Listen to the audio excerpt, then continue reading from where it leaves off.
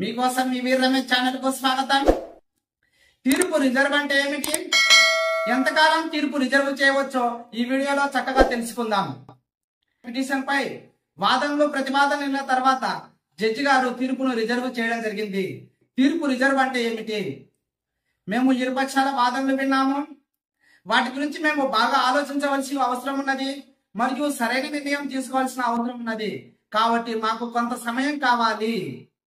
ఆ సమయం కోసం మేము తీర్పును రిజర్వ్ చేస్తున్నాము. ఇదే తీర్పు రిజర్వ్ అంటే.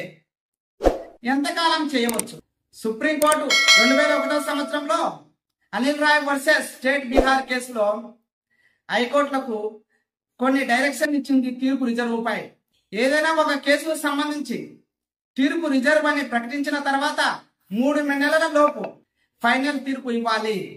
అలా ఇవ్వకపోతే పిటిషనర్ 3 నెలలు కావస్తుంది, మాకు ఫైనల్ తీర్పు ఇవ్వండి అని ఒక అప్లికేషన్ జడ్జి గారికి ఇవ్వవచ్చు.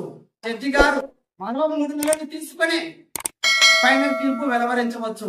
అప్పటికి 6 నెలలైనా జడ్జి గారు ఫైనల్ తీర్పు ఇవ్వలేకపోతే ఆ పిటిషనర్ ఇంకొక పిటిషన్ ఈ న్యాయమూర్తిని లేక ధర్మాసనం నుండి వేరొక న్యాయమూర్తికి లేక ధర్మాసనానికి మా కేసును ట్రాన్స్ఫర్ చేయండి అని పిటిషన్ వేయవచ్చు.